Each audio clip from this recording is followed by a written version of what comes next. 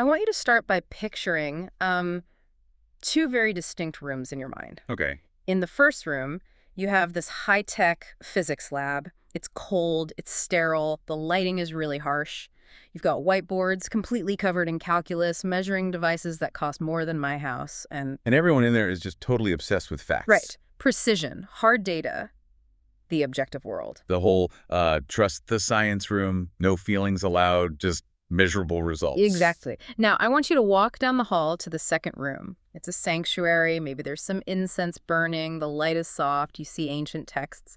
It's the world of prayer, emotion, and this messy, intangible thing we call faith. Yeah, totally different vibe. And usually, in our modern heads anyway, there is a massive, heavy steel door locked between those two rooms. Oh, absolutely. That is the default setting for most of us. We completely compartmentalize. You're either in the lab dealing with the how of the universe, or you're in the pew dealing with the why. And never the twain shall meet. Right. It's the classic oil and water scenario. They just don't mix. But today, we are jumping into a source that claims that that steel door is actually a total illusion.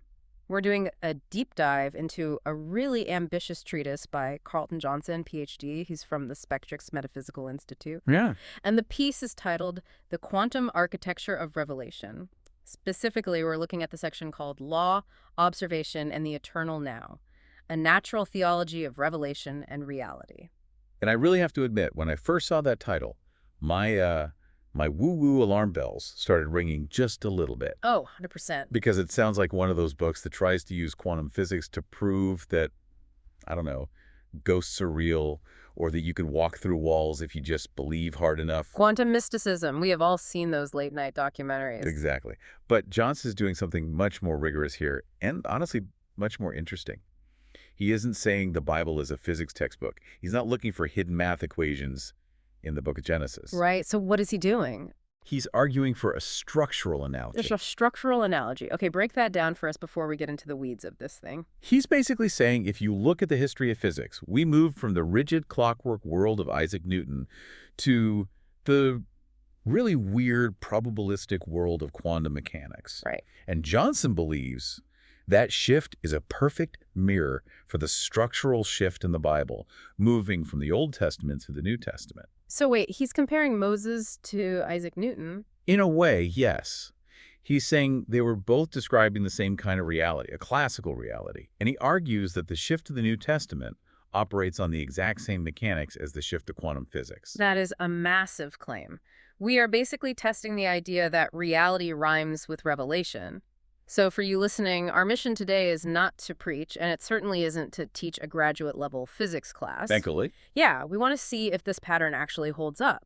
Does the move from law to grace match the universe's move from clockwork to quantum? And if it does match, what does that tell us about how we should be living our own lives? Yeah. That is the real kicker at the end of this treatise. Okay, let's start at the foundation then, the old regime. In the Bible, this is the Old Testament. And the vibe there is pretty distinct. I think most people, even if they aren't religious, they know the tone of those books. Oh, it's very distinct. It is the era of the law. It's very thou shalt not. Yeah. It's a binary system, essentially. You obey the rules, you get the blessing. You break the rules, you get the curse. It's a whole system built on external boundaries and strict covenant structures. It feels rigid. Honestly, it feels like a legal contract. It is rigid. And Johnson maps this directly onto classical physics, Newtonian physics. So think back to high school science class, the billiard ball universe. I remember drawing the little diagrams. Force equals mass times acceleration. Precisely. In the classical world, universe is just a machine. It's a giant, predictable clock. If you know the position and the speed of a billiard ball, and you know exactly how hard you hit it, you can predict exactly where it will be in 10 seconds. There's no mystery. Zero mystery. Yeah. It is completely deterministic. Deterministic. That's a really key word in the text. It implies that the future is already locked in by the past, right? Yes. If you have the data, you have the future. Yeah. And Johnson argues this is exactly how the Old Testament covenant functioned structurally. It was spiritual determinism. Interesting. If the nation of Israel follows the rules, that's the input. The outcome is guaranteed stability. That's the output. But if they break the rules, the outcome is guaranteed exile. It is pure cause and effect. Okay, but here is where I usually get stuck, and I think a lot of you listening might too. We generally look at that rigidity, both in physics and in religion, as kind of a bad thing.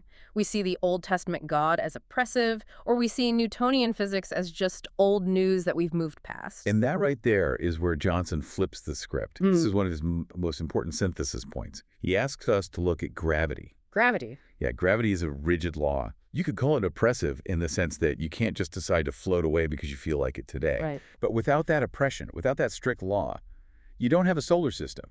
You just have chaos, things flying everywhere. So the rigidity isn't a punishment, it's a container. Exactly. He uses the phrase change within constraint. You actually need the predictability of the law, whether it's the Ten Commandments or the law of gravity, to create a stable stage for life to even happen. That makes total sense. You can't play a meaningful game of soccer if the rules of the game change every 5 seconds. You need the boundaries. Okay, I really like that. The law provides the stability necessary for existence. So stage one is stability, the clockwork universe, the law of Moses. Everything is predictable, but then the clockwork breaks. Right. The 20th century happens. Physicists start building better tools. They start looking deeper into reality, down at the subatomic level, the fundamental building blocks of everything. And what do they find? They realize that Newton's laws, those really rigid, reliable rules we just talked about, they just stop working down there. The billiard balls stop acting like billiard balls. They stop acting like things altogether. We enter the quantum shift. In this realm, you can't say an electron is definitively right here. You can only say it's probably here. We moved from specific coordinates to probability clouds. Yes. I think this is where a lot of people just get a massive headache. When you say probability, you don't just mean we don't know where it is because we lost track of it. You mean it is strictly not in one single place, right? That is the ultimate mind-bender of modern physics. According to quantum mechanics, until a particle is observed, it exists in a superposition. It is actually in multiple potential states at the exact same time.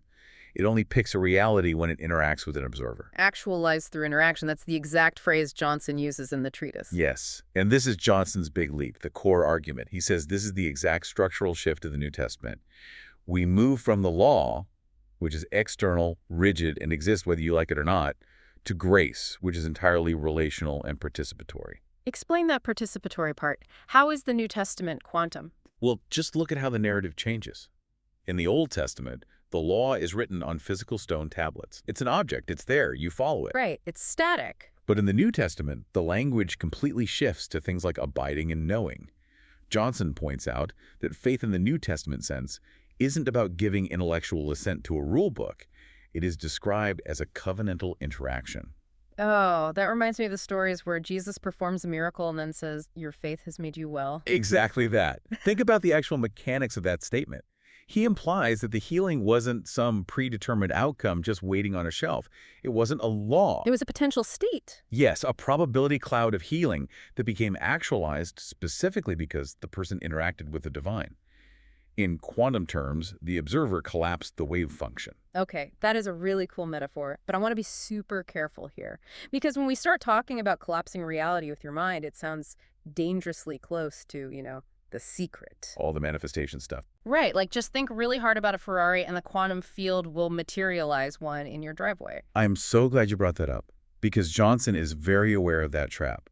He has a whole section explicitly warning against what he calls consciousness magic. Good, because that's usually where I tune out completely. He clarifies that this is not about the human ego controlling reality. It is fundamentally about relationship. In magic, or simple manifestation, you are acting like a mechanic, pulling levers to get what you want out of a machine. Treating the universe like a vending machine? Exactly. But in Johnson's view, the universe is personal. You aren't manipulating a machine, you are interacting with a being. The collapse of the wave function happens through a relationship, not just your own willpower. Let me see if I have this straight. In the old classical world, you interact with a rule book. The book doesn't care about you, it just enforces the rules. But in the new quantum world, you interact with a person. And the response depends entirely on that interaction. It's probabilistic, not deterministic. It's alive. Okay, but this leads to a massive logical problem for me. And I know Johnson addresses this, but I really want to dig into it with you. Do it. We live in a world where gravity still works. My coffee cup doesn't turn into a probability cloud when I turn my back on it. It stays a cup. It falls if I drop it. So How do these two worlds, the rigid law and the fluid quantum, exist in the same universe? This right here is the intellectual centerpiece of the entire deep dive. If you take one thing away from this whole conversation today, take this concept. It's called emergence. Emergence. Okay, break that down for us. Emergence is the idea that order arises from chaos just by zooming out to a larger scale. Zooming out. Yeah, think about water. Yeah. If you look at one single water molecule, it's just jiggling around randomly. It's totally unpredictable. It's doing its own weird quantum dance. Right, total chaos. But if you put 1,000,000,000,000 of those molecules together, you get a wave. And waves follow strict, highly predictable laws. We can surf on them. We can calculate their force and speed perfectly. The law of the wave emerges from the chaos of the individual molecules. So the law is just what the quantum reality looks like from a distance. Yes, determinism emerges from probability. The classical world literally sits on top of the quantum world like a crust.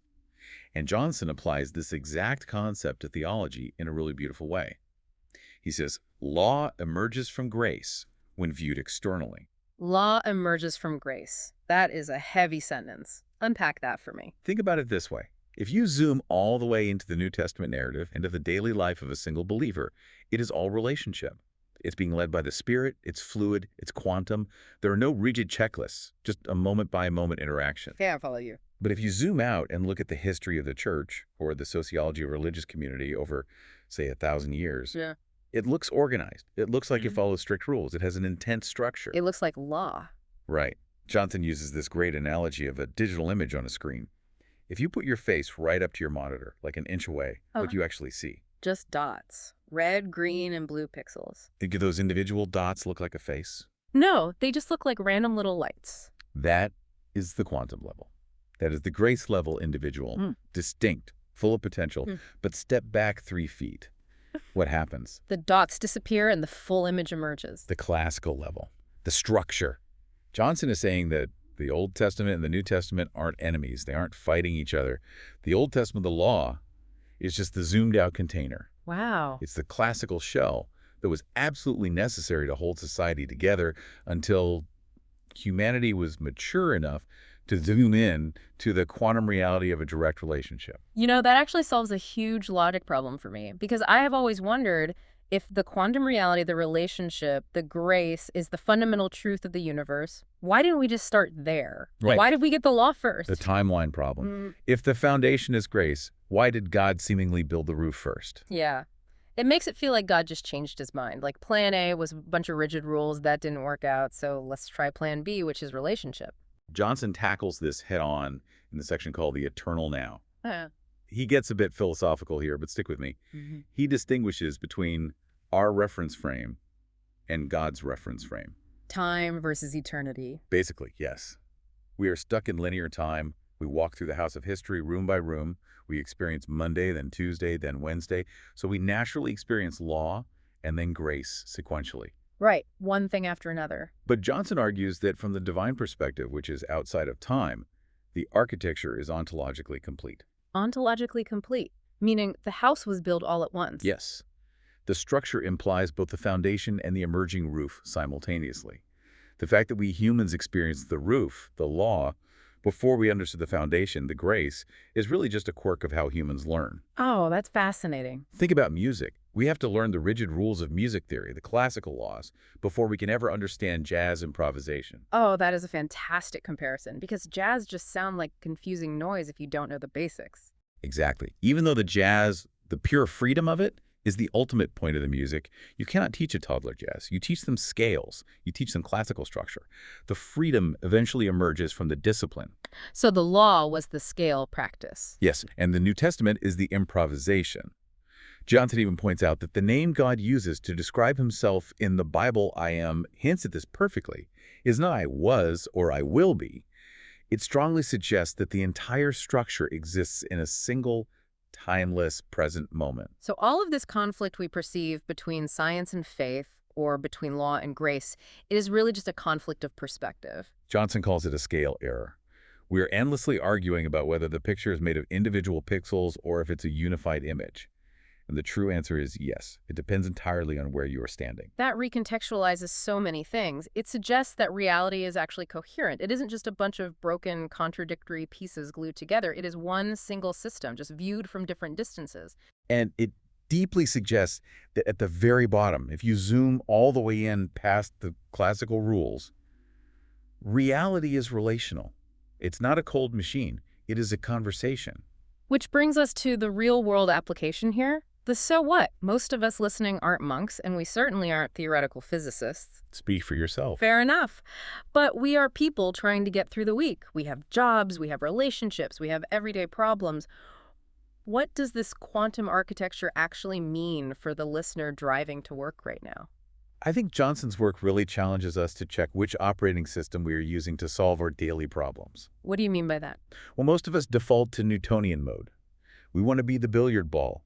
We desperately want to control the variables around us. Oh, totally. We think if I yell at my kids exactly this much, they will finally behave. Or if I work exactly this many hours, I will get the promotion. We constantly crave that direct, deterministic control over our lives. We want the law. Because the law feels safe. It's predictable. If I do X, Y definitely happens. Exactly. But if Johnson is right, the deepest, most potent level of reality is actually quantum. It is relational. And sometimes, applying Newtonian force to a quantum problem is exactly why we get so stuck in life. You're trying to use a hammer to fix a relationship. Or you are trying to force a specific outcome when you really need to be changing your observation. Johnson's core provocation is really this. Where in your life are you banging your head against the wall trying to force a classical result when you actually need to step back and interact with the potential? Man, that is a tough shift to make, though. It requires surrendering that completely comforting illusion of control. It is always easier to just follow a strict rule than it is to build a vulnerable relationship. It really is. But the promise, both in quantum mechanics and in the theology that Johnson is citing, is that the actualization that comes from a genuine relationship is far more powerful than anything you could ever build with a hammer. There is a quote from the very end of the treatise that really stuck with me as I was reading it. Johnson writes, "Christian revelation may not merely claim to tell the truth, it may structurally mirror the architecture of reality itself." It is an incredibly bold claim. But even if you are skeptical, even if you don't buy into the theology at all, it is just a beautiful way to look at the world. It makes everything feel a little more connected, a little more alive. A little less clockwork and a little more jazz. Exactly. Well, that is a lot to process for one day. It isn't every day we get to combine Moses and Heisenberg in the exact same conversation. Thank you for taking us into the quantum realm today. Always a pleasure to collapse the wave function with you. And to you, listening, keep observing. Think about where you are applying rigid rules to situations that desperately need an open relationship. We will see you on the next deep dive.